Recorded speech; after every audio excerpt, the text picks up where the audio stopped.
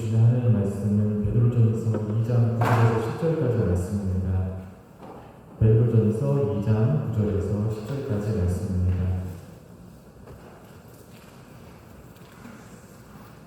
오늘 말씀을 함께 공독하기로 합니다.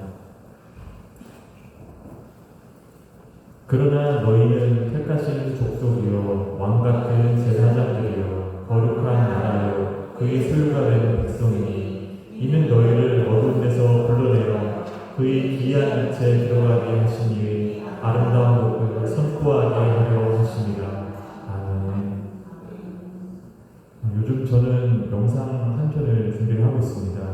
근데 아직 녹음을 하고 있지 못하고 이제 조금씩 대본을 쓰면서 이제 준비를 시작하고 있는 단계이죠.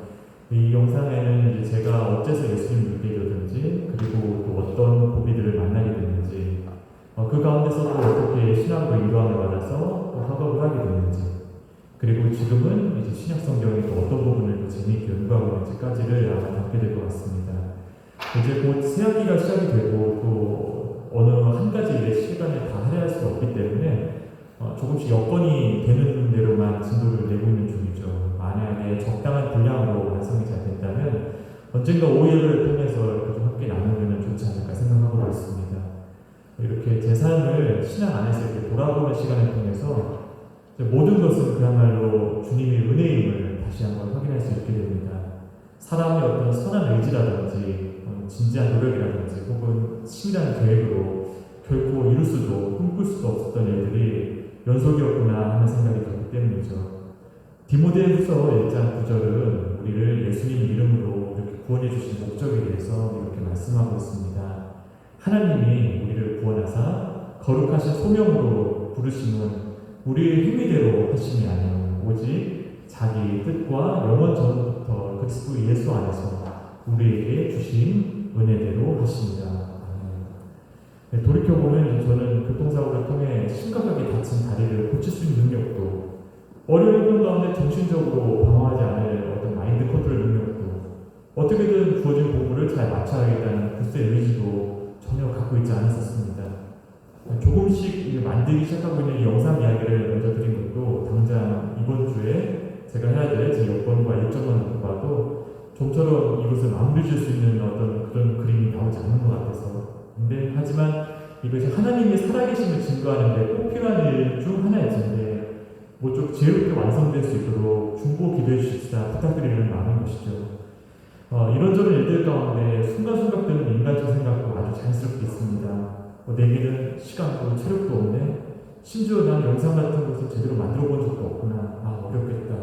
못하겠는걸? 이와 같은 마음이죠. 사실은 몸이 무거워지면서 마음부터 좀 꺾이는 때가 적지 않았던 매해 여름이었는데 또 올 여름도 정말 하나님께서 은혜를 베풀으셔서 더 무더위를 빠르게 지나가게 하셨지만 올 여름도 무더위가 좀 더 길어졌으면 아마 그런 시기를 겪지 않았을까 생각합니다. 하지만 그런 마음을 다 내려놓고 그럼에도 불구하고 할 수 있는 일 작은 하나를 다시금 하나씩 붙잡고 해나가고자 하는 그런 마음이 되살아나면서 그렇게 묵묵히 앞으로 나아갈 수 있었던 것이죠. 돌이켜보면 이러한 고비가 그 자체로 그 주님이 인도하시는 일을 나타내는 경우가 많았습니다. 오늘의 이르기까지 합리적으로 혹은 논리적으로 결코 설명할 수 없었던 그 모든 순간들 전혀 생각지 못했던 흐름들 그리고 한 방향을 향해 조금씩 걷게 된 그 모든 걸음들이 바로 저에게 허락해 주신 은혜였던 것입니다. 그리고 그 은혜는 곧 영원전부터 예수님 안에서 저에게 그리고 이 자리에 있는 모든 귀한 분들께 주실 것을 약속해 주신 바로 그 은혜이기도 한 것이죠. 사람의 어떠함에서 도무지 그 근거를 찾아낼 수 없는 전적인 하나님의 호의인 것입니다. 돌이켜보면 하나님의 은혜는 어떤 때는 있고 어떤 때는 없어지는 것이 아니었습니다. 영상에 담은 내용들을 하나하나씩 꼽아보면서 그의 옛날 그 시절의 상황과 사건을 바라보면서 제가 경험했던 그런 기분이나 감정이나 주관이 무엇이었던가 예수님이 은혜 안에 살고 있는 나를 향한 하나님의 마음은 하나의 방향에 향하여 한결같았음을 알 수 있었습니다. 그 방향은 바로 하나님께로 더 가까이였던 것이죠. 하지만 은혜의 형태는 각 사람마다 다른 모양으로 나타납니다. 하나님을 믿고 예수님을 주님으로 고백은 하지만 우리 삶의 형태가 저마다 매우 다른 것과도 교회를 같이 하는 것이죠. 로마서 12장 6절에서 8절은 이렇게 말씀하고 있습니다. 우리에게 주신 은혜대로 받은 은사가 각각 다르니 혹 예언이면 믿음이 분수대로, 혹 섬기는 일이면 섬기는 일로, 혹 가르치는 자면 가르치는 일로, 혹 위로하는 자면 위로하는 일로, 구제하는 자는 성실함으로, 다스리는 자는 부지런함으로, 긍휼을 베푸는 자는 즐거움으로 할 것입니다. 아멘. 사람마다 살아가는 모습이 다 다르듯이 주님 안에서 누리고 행하는 은혜와 은사의 모습도 저마다 다 다르다는 것이죠.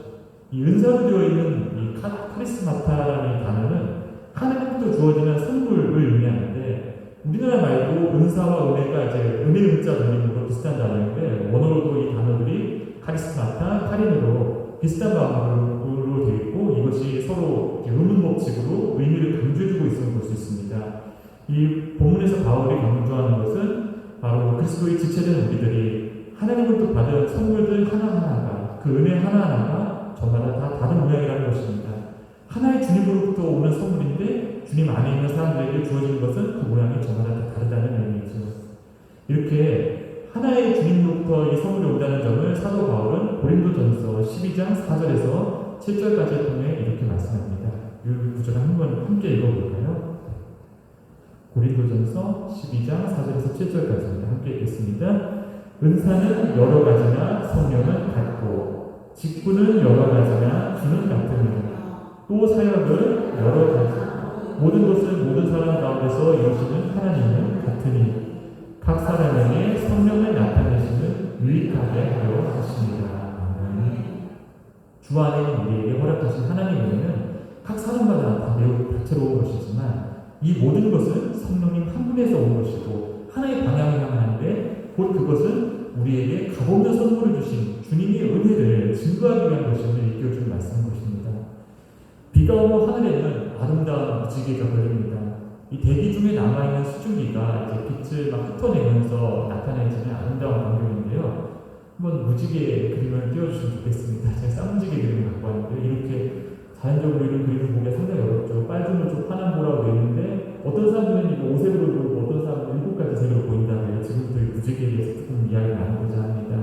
우리가 이 무지개를 보려면은, 이 인공적으로 무지개를 만들려면은 이 스펙트럼이라는 우리 막대기에 빛을 통과시키면 됩니다. 그러면은 이 자연에서 이 수증기가 빛이 펼쳐져서 이 무지개를 만드는 무지개빛과 동일한 어떤 색상을 볼 수 있게 되는 것이죠. 그때 우리는 빨주, 노초, 파란보를 이렇게 헤아릴 수 있게 되는 것입니다. 하지만 이렇게 아름다운 색깔들이 실제 우리가 보고 있는 이 우색, 이 밝은 빛이 구성 요소가 되는 것이죠. 이 무지개가 이제 빛을 통과시키는 스펙트럼이 우리에게 다 보이지 않는 빛의 요소들이 또 있는데, 그것은 바로 이 적색 색깔 보이시죠? 적색 색깔 이쪽으로도 비치는데 그것이 우리 눈에 보이지 않아서 적외선이라고 하고, 이 밑에 보라색, 이 보라색보다 이제 또 안 보이는 색상이 있는데 그것도 다 빛이 이렇게 살단돼서 보이는데, 우리 눈에는 이 가시광선이라는 요령만 보이게 되고, 그것이 이제 무지개라고 우리가 부르는 것입니다. 적외선, 자외선도 이 다빛안에 포함되어 있는 것이죠. 우리 시각으로 볼 수 없는 빛들이 이 무지개의 위쪽과 아래쪽에 분명히 존재한다는 것이죠. 적외선 마사지라는 이야기도 한번 좀 들어보셨을 것이라 생각합니다. 이 적외선이라는 것이 바로 이 무지개의 빨간색 위에 있는 빛의 영향을 가리키는 것인데, 이 적외선 마사지를 하게 되면 염증도 줄고 관절에 통증도 줄고 신진대사도 촉진이 되고 혈액순환도 많이 좋아진다, 이렇게 얘기를 하고 하죠. 우리 눈에 보이지 않을 정도의 적외선 빨간색보다 좀 이쪽에 있는 빛들은 정말 에너지 분위기가 낮은 빛이래요. 그래서 그 낮은 파장의 빛을 적당하게 쬐면은 그것이 우리 세포에 영향력, 힘, 활력을 제공한다고 하는 것입니다. 눈에 보이지는 않지만 무지개 저 빨간색 위에 분명히 존재하는 광선, 그것 또한 우리가 깨닫지 못하지만 우리가 보는 이 밝은 빛을 이루고 있는 분명한 구성 요소인 것입니다. 자외선 살균이라는 이야기도 들어보셨을 것입니다. 적절한 자외선은 우울증을 개선하고 또 칼슘 대사에 필요한 비타민 D를 합성을 촉진한다고 하죠. 우리 피부는 자외선을 쏘여야지 비타민 D를 활발하게 합성하는데, 이 비타민 D가 칼슘을 우리 몸 안에 붙이는 본드 역할을 하게 되는 것입니다. 우리가 햇볕을 너무 많이 쬐면 얼굴이 시커멓게 타게 되는데, 그 또한 바로 이 자외선의 역할이 큰 것입니다. 자외선은 이 빨주노초 파남보 우리 눈에 보이는 가시광선보다도 훨씬 더 큰 에너지를 갖고 있는 그런 빛의 파동인 것입니다. 우리 눈에는 보이지 않지만 무지개의 스펙트럼이 역시 보라색 아랫부분에 분명히 존재하고 있는 빛의 영역인 것이죠. 요한일서 1장 5절은 이같이 말씀하고 있습니다. 우리가 그에게서 듣고 너희에게 전하는 소식은 이것이니 곧 하나님은 빛이시라 그에게는 어둠이 조금도 없으시다는 것입니다. 우리가 바라보는 이 환하고 밝은 무색의 빛 안에 실제로는 저렇게 다양한 영역의 색들이 심지어 우리 눈에도 보이지 않는 색까지 담겨있다는 것은 우리에게 허락된 그 하나님의 은혜가 그로부터 오는 그 선물이 정말 너무나 다양하다는 사실을 일깨워주고 있습니다. 그러나 여기서 중요한 점이 또 하나 나왔죠. 그것은 하나님께서 우리에게 주시는 은혜가 우리에게 주신 삶의 시간이 어째서 어떤 목적으로 우리에게 허락되었는가 하는 것입니다. 사도행전 1장 8절 유명한 말씀이죠. 이렇게 말씀하시고 있습니다. 오직 성령이 너희에게 임하시면 너희가 권능을 받고 예루살렘과 온 유대와 사마리아와 땅끝까지 이르러 내 증인이 되리라. 아멘.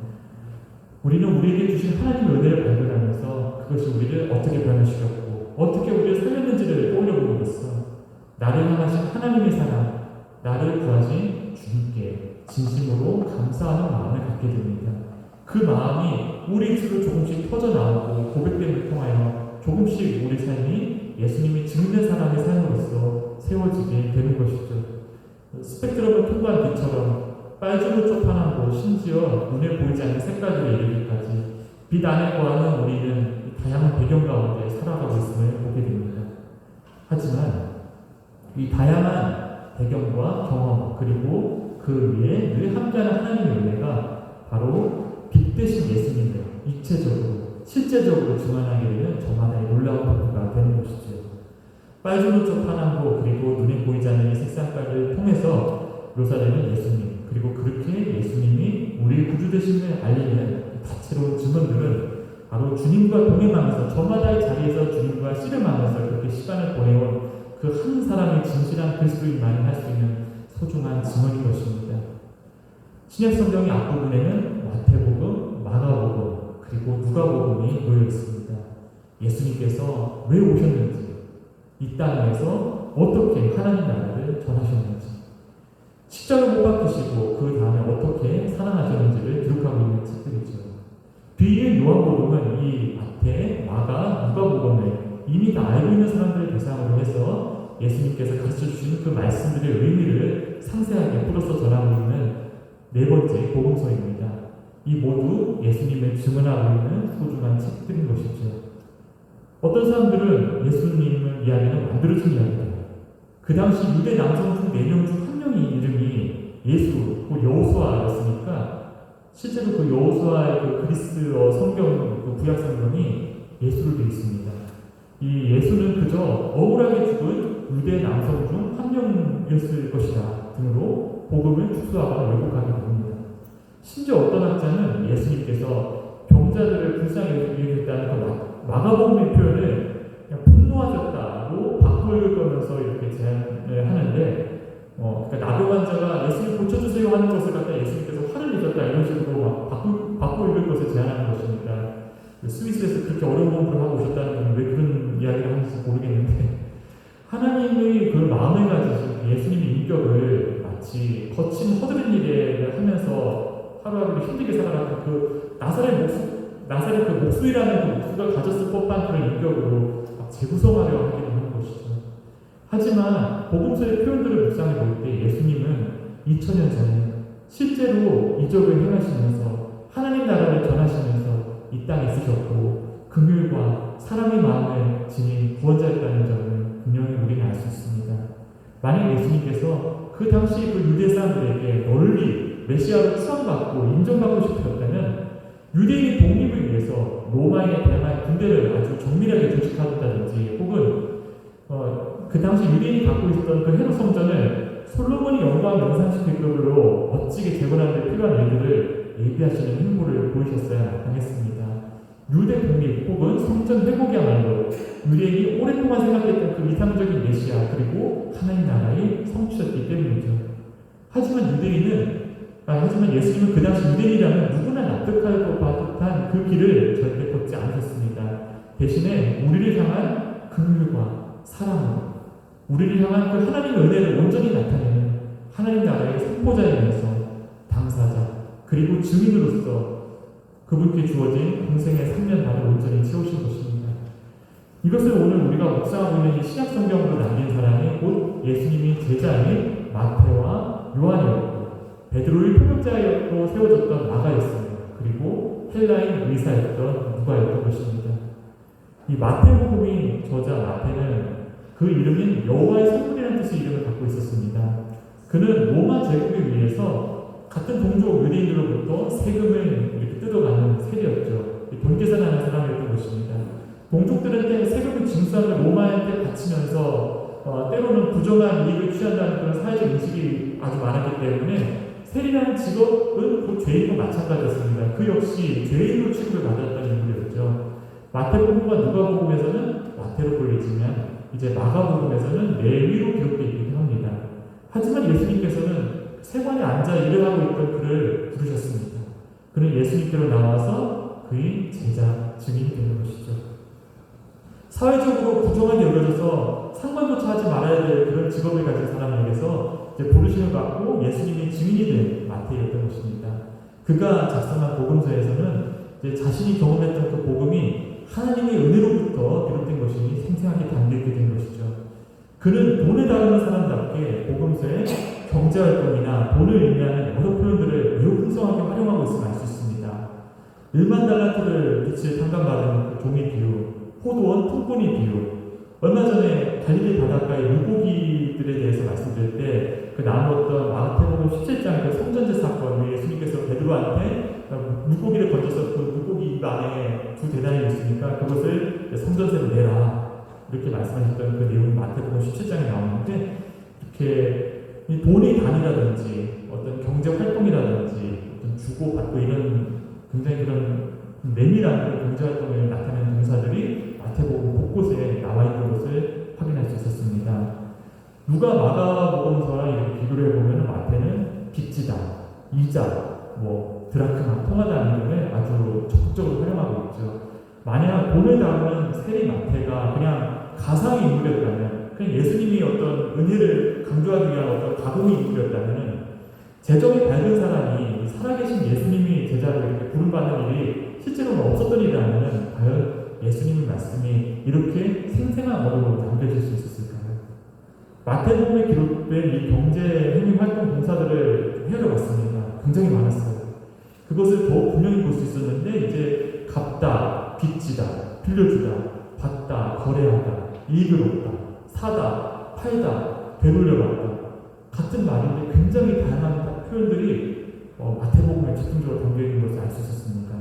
명사도 굉장히 많았죠. 재산, 임금, 밭, 집, 재물 여러 가지가 있었습니다. 마가복음이나 누가복음에서는 찾아볼 수 없는 이 마태복음만이 보유한 경제적 표현은 곧 예수님의 부르심을 받은 마태라는 사람이 실제로 있었고 그 사람은 성경의 증언대로 재정에 매우 밝았다는 사실을 잘 드러내주고 있는 것입니다. 또한 마태는 세리였지만 유대인이었죠. 그렇기 때문에 유대인이라면 누구나 예수님께서 메시아라는 사실을 자신의 복음서를 통해 쉽게 알 수 있도록 예수님께서 성취하신 그 구약 성경의 말씀들을 복음서에 60여 차례나 인용하면서 기록합니다. 율법을 어린 시절부터 창세기부터 레위기, 민수기, 신명기까지를 그냥 줄줄 외우면서 살았던 그런 정통 유대인만이 할 수 있었던 그런 표현으로 예수님이 메시아 되심을 전한 것입니다. 마태복음에 가장 많이 등장하는 표현 중 하나가 이는 선지자를 통하여 하신 말씀을 이루려 하심이라는 표현이죠. 이것이 마태복음에 자주 등장하는 배경이 바로 마태가 유대인이기 때문인 것입니다. 마가복음은 어떻습니까? 마가는 마커스 혹은 마르쿠스라는 이 라틴어 이름을 한자로 바꾸면서 우리가 마가라고 부르고 있는 분입니다. 말을 타고 있는 고구려의 간직도 마가라고 하는데 그 마가가 아닙니다. 그의 히브리식 이름은 바로 요한이었던 것입니다. 사도행전 12장에 보면은 요한이나 요한은 마가라는 구절이 나오는데 바로 그 마가가 마가복음에 기록한 사람인 것이죠. 마가의 어머니 마리아는 사도행전 12장 예루살렘 교회의 중심 인물이기도 했습니다. 또한 마가의 사도는 바울의 동역자 바나바의 조카이기도 했죠. 그는 바나바와 바울의 1차 전도 여행 때 동행을 했는데요. 중간에 예루살렘으로 돌아왔습니다. 이 마가와 그리고 바울과 바나바 사이에 문제가 생겼던 것이죠. 하지만 그들은 복음 안에서 잘 화해했다는 사실을 이제 바울서신 후반부에 가면 그것을 알 수 있습니다. 바울이 3차 전도여행을 갔을 때 에베소에 있을 때도 이미 바나바의 안부를 잘 알고 있었고 바나바의 소식을 서로 교류하면서 알고 있었다는 내용이 바울서신에 담겨있기 때문이죠. 하지만 어찌됐든 동역자들끼리 어떤 알력과 실패를 경험했던 그런 뼈아픈 경험을 가진 인물이었던 것입니다. 이후에 그는 예수님의 수제자 베드로의 포역사가 되어서 예수님의 말씀과 행적을 전하게 됩니다. 베드로는 아무래도 이런 라틴어나 헬라어를 짧을 수밖에 없었는데 마가가 옆에서 통역해주고 베드로의 말을 이렇게 좀 글로 남겨주게 되었던 것이죠. 옛날에 그 예레미야 선지자에게 사서 바울이 있었듯이 그 역할을 바로 마가가 수행했던 것입니다. 그렇기 때문에 마가복음에는 예수님의 가장 가깝게 다른 수제자 베드로의 복음 전파가 담겨 있는 것입니다. 그렇기 때문에 우리는 마가복음을 통해서 예수 사건을 전하는 그 베드로의 성격을 한번 헤아릴 수 있게 되는 것이죠. 마가복음을 통해 추측을 해보건데 우리 베드로 사도는 매우 한국적인 성격을 갖고 있는 것은 아니었는가 생각을 해보게 됩니다. 마가복음서의 기록들은 예수님의 가르침도 담고 있지만 주로 예수님의 행동, 액션들을 이렇게 중심으로 펼쳐져 있고 그 묘사가 굉장히 간결하고 사건 전개도 굉장히 간략하고 빠릅니다. 가장 인상 깊었던 것은 이제 곧 유투스, 즉시라는 표현이 거의 40여 차례나 곧 나으니라, 즉시 어머니라 이런 표현들이 무려 거의 40여 차례나 반복되고 있는 것이 마치 우리가 고비마다 빨리빨리 서둘러 이거 외치고 가고 정말 비슷함을 느낄 수 있었습니다. 이 마태복음이나 누가가 같은 사건을 기록할 때 예수님이 어떤 설교나 비유를 통해 주시는 교훈을 길게 상세히 적는 반면에 마가복음은 말과 행동이 이렇게 다 싹이로서 간략간략하게 나타나는 것이죠. 이런 속도감 있는 이런 서술이 원래는 거의 현재 시로 되어 있습니다. 예수님께서 하셨다가 아니라 한다, 이룬다, 이런 식으로 현재 시로 막 이렇게 되어 있는 겁니다. 그래서 그러다 보니까 자신이 경험했던 그 예수님의 말씀 그리고 그 말씀을 듣는 군중의 반응과 그 주변 상황 그리고 사건이 일어난 세상 장소를 갖다가 베드로 사도가 이방인을 앞서놓고 막 빠른 속도로 막 전하는 열변을 토하는 그런 상황이 마가복음 보게 되면 연상이 되게 되는 것이죠. 그리고 이것을 헬라어로 즉시 신속하게 아주 순발력 있게 잘 통역해내는 그런 동시통역사 마가의 모습을 떠올리게 되는 것입니다. 한국인이 참 이해하기 쉬운 성격과 성향을 지닌 분들이 실제로 놀라운 권능을 행하시는 능력 있는 하나님께 파송을 받은 메시아였던 그 예수님 곁에서 예수님의 삶을 지켜보았구나 하는 감동이 그대로 마가복음에 담겨 있는 것이죠. 누가는 어떻습니까? 한국어로 누가 잘하나 할 때 그 누가라고 어린 시절에 생각을 하곤 했었습니다. 하지만 이게 우리가 누가라고 부르는 이 이름의 원어는 바로 루카스입니다. 루카니아라는 지방 사람이라는 뜻인데 이 루카니아라는 지방이 어디냐면은 오늘날 이탈리아 반도 아시죠? 이탈리아 반도 이렇게 있는데 이탈리아 반도 그 남쪽 끝에서 약간 내륙으로 들어간 지방이 바로 루카니아 지방입니다. 그래서 그 지방 사람이라는 뜻인데 그 남부 이탈리아 사람이기 때문에 누가는 절대로 그 유대인이 아닌 것입니다. 이방인인 것이죠. 절대로 그 예수님 당시 어떤 유대인과 접점이 있을 만한 사람도 아니었던 것으로 보입니다. 하지만 누가는 예수님을 만난 유대인으로부터 복음을 전해 듣고 복음이 증인이 된 사람인 것입니다. 골로새서 4장 14절을 보면은 사랑을 받는 의사 누가와 또 데마가 너희에게 문안하느니라 이렇게 되어 있는데 골로새서 4장 10절에서 11절은 이제 바울과 함께 살았던 유대인 사역자들 12절부터 14절까지는 이방인 동역자들의 문안 인사를 이렇게 담고 있는 것입니다. 확실하게 이방인인 것이죠. 이 누가복음의 기록을 보면 앞서 마태, 마가복음보다 훨씬 세련되고 풍성하고 자연스러운 문체로 되어 있습니다. 또 누가라는 증인은 언어뿐만 아니라 역사 상황하고 그 역사를 뒷받침한 지리에 굉장히 밝았음을 알 수 있습니다. 누가복음 2장 1절에서 2절 혹은 3장 1절에서 2절을 보면은 그 당시 로마 황제, 총독, 지방 통치자들의 이름과 그들이 어느 지역을 통치하고 있었는지를 정확하게 남기고 있음을 볼 수 있었습니다. 그리고 사건과 어울리는 대화, 찬송시, 그리고 비유가 마치 어렸을 때부터 그 어떤 그리스 논리학을 잘 배웠던 사람이 예수님 이야기를 기승전결에 맞춰서 차분하게 정리한 것처럼 아주 잘 배워드리는 것을 볼 수 있습니다. 그럼에도 불구하고 그 안에서 복음서가 담고 있는 그 중요한 사건들과 내용들은 마태복음과 마가복음의 내용을 그대로 뒷받침해주고 있죠. 베드로와 마태의 가르침, 그리고 사도 바울과 요한이 전했던 가르침, 그리고 이방 공동체 가운데서도 예수님 삶이 잘 이해되고 있음을 나타내고 있는 누가복음의 가르침이 서로가 서로를 잘 뒷받침하고 있는 것입니다. 이 마태복음이라는 기록은 예수님의 메시아로 믿는 유대인 크리스찬들에게 전해졌죠. 마가복음의 기록은 베드로를 따라서 로마, 그리고 나중에 마가의 선교 여행에 따라서 이집트, 알렉산드리아를 중심으로 한 이방 기독교인들에게 전해졌습니다. 그리고 이방인이 손도 쓴 그 이방인들을 위한 누가복음은 안디옥과 터키, 그리스의 헬라 기독교인들에게 널리 피면서 예수님은 그리스도시고 하나님의 아들이라는 복음을 증거하는 소중한 도구로 사용되게 됩니다.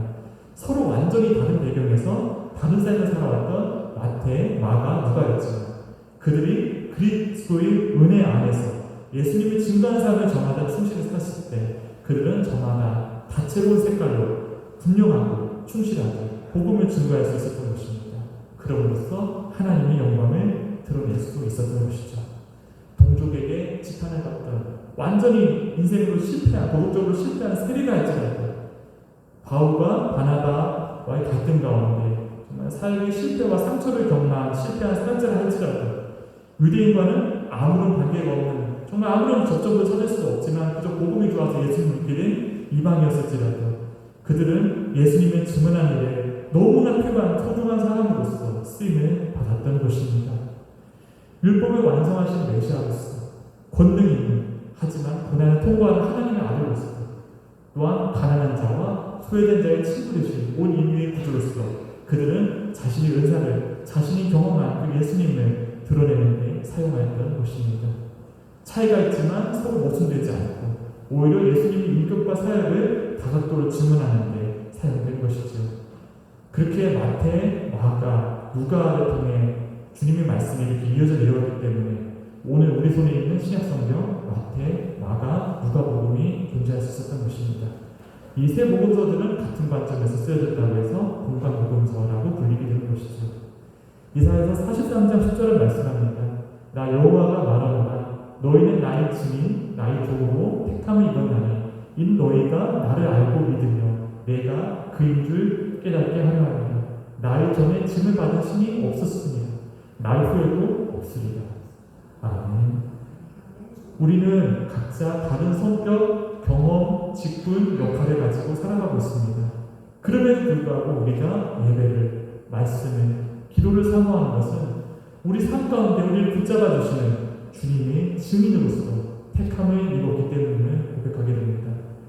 오늘 예배 시작할 때 읽은 베드로전서 본문은 우리를 향해 말씀하고 있습니다. 너희는 택하신 족속이요 왕같은 제사장들이요 거룩한 나라요 그의 소유가 된 백성이라고요. 사람은 누구나 다른 배경을 가지고 살아갑니다. 어떤 이는 학문적으로 깊이 있는 교육을 받았고 어떤 이는 현장에서 땀을 흘리면서 인생을 배웁니다. 또 어떤 이는 실패와 아픔을 통해 삶을 이해하고 또 다른 이는 안정된 과정에서 자라나면서 하나님의 은혜를 경험합니다. 하지만 이 다양한 배경과 경험이 하나님의 손에 붙들릴 때 놀라운 복음 증거, 그리스도 복음 증거의 도구가 되는 것입니다. 그 증거를 통해 우리를 어두운 가운데서 불러내어 그의 기이한 끝에 들어가게 하신 주님의 아름다운 복이 오늘 말씀처럼 선포되게 되는 것입니다. 하나님께서 영광을 받으시게 되고 믿는 자들에게는 위로가 되고 택하신 사람들, 아직 그리스도를 믿지 않았지만 주님께서 택하신 그 소중한 영혼들이 그리스도께로 돌아올 수 있는 계기가 되는 것이죠. 증인은 자기가 경험한 것을 있는 그대로 말하는 사람입니다. 어떤 사람은 실패와 상처 가운데, 또 다른 이는 학문과 지성 가운데, 또는 평범한 일상에서 이렇게 예수님을 만나고 경험하게 됩니다. 그 경험을 그리스도 안에서 있는 그대로 전하는 일은 꼭 훌륭한 학자나 설교자가 아니더라도 누구나 자연스럽게 할 수 있는 일인 줄 믿습니다. 주님은 믿음의 그 한 사람 한 사람에게 올리는 은혜를 통해서 우리를 다양한 자리에서 복음의 증인으로, 증언자로 우리를 세워주실 것입니다. 중요한 것은 각자가 가진 배경이나 상황이 얼마나 유사한지 동질하든지가 아니라 우리에게 주어진 그 은혜의 커 보임, 작아 보임, 좋아 보임, 아름다워 보임이 아니라 나를 부르시고 인도하신 예수님의 손길을 주님께서 주시는 그 은혜의 마음으로 참자니 기쁘게 증언하는 것입니다. 그것이 마태, 마가, 누가가 했던 일이고 또한 우리가 할 일인 것입니다. 끝으로 나눌 찬양은 때로는 너희 앞에 라는 찬양입니다. 마태, 마가, 누가는 서로 다른 배경에서 각기 다른 방식으로 예수님을 전했습니다. 그들의 삶, 각자의 배경은 너무나 다른 것이었죠. 하지만 그들의 증언은 한 가지 진리를 향했습니다. 예수님은 하나님의 아들이시며 우리 모든 사람을 위한 구세주이시다는 것입니다. 그들이 전한 복음은 서로가 서로를 참된 메시지로다 증언하고 있습니다. 우리가 우리를 택하여 부르신 하나님 그리고 우리를 은혜 가운데 인도하시는 그분의 손길을 기억하면서 기도할 때 주님께서는 우리들의 배경, 경험, 재능, 심지어 어려움과 그로 인한 상처까지도 그리스도를 영광스럽게 나타내는 증언의 도구로서 사용해 주실 것입니다. 그것은 무지개를 이루는 여러 색깔들과도 같을 것입니다. 심지어 사람의 눈에는 보이지 않을지라도 따뜻함과 유익함을 주는 적외선, 자외선과 같은 귀한 빛깔의 것입니다. 주님의 아름다운 너를 선포케 하시길 새해를 기도합니다.